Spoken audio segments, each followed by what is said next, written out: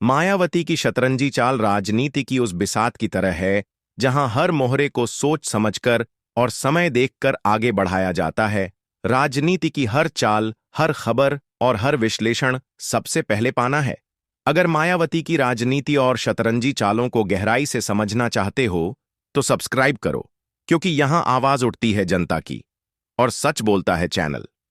राजनीति में अक्सर शोर शराबा, बयानबाजी और मीडिया की सुर्खियां ही सब कुछ तय करती नजर आती हैं।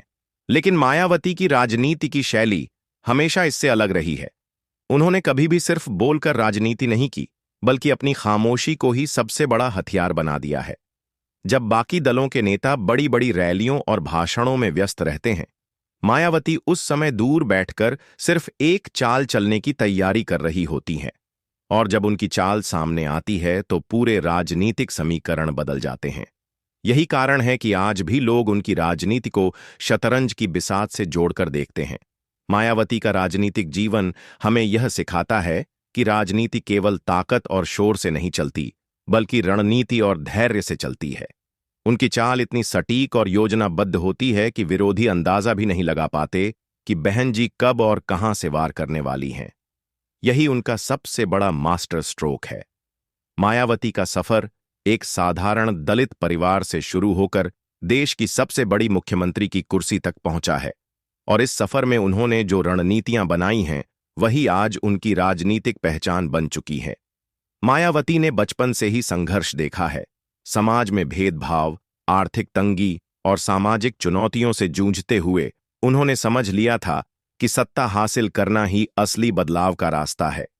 यही सोच उन्हें राजनीति में लाई और यहीं से उन्होंने अपनी राजनीतिक चालों का खेल शुरू किया। जब कांशीराम ने उन्हें आगे बढ़ाया तो मायावती ने इसे केवल अवसर नहीं माना, बल्कि इसे अपनी ताकत बनाने का संकल्प लिया।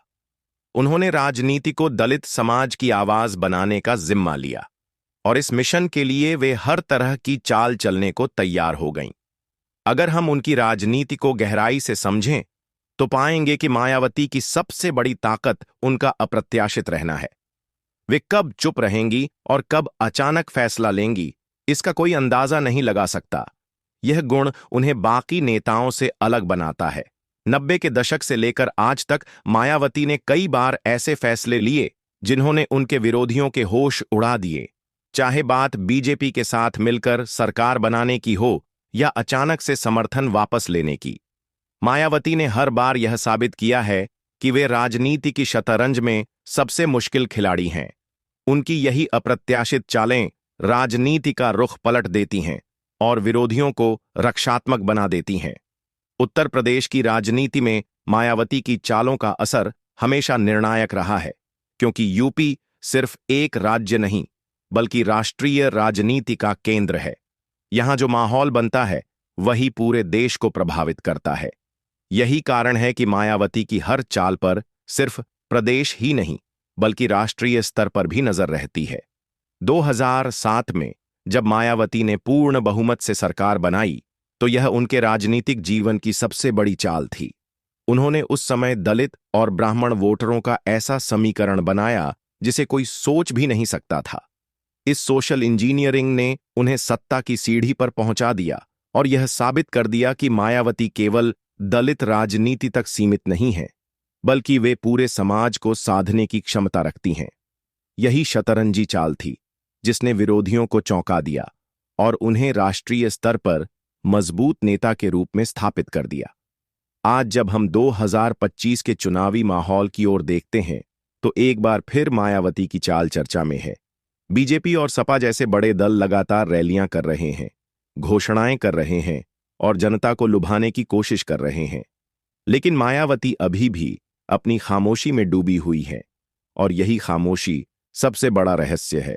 उनके समर्थक और विरोधी दोनों सोच रहे हैं कि बहन जी इस बार कौन सी चाल चलने वाली है, क्योंकि वे जानते हैं कि एक सही समय पर चली गई मायावती की चाल पूरे चुनावी समीकरण को बदल सकती है।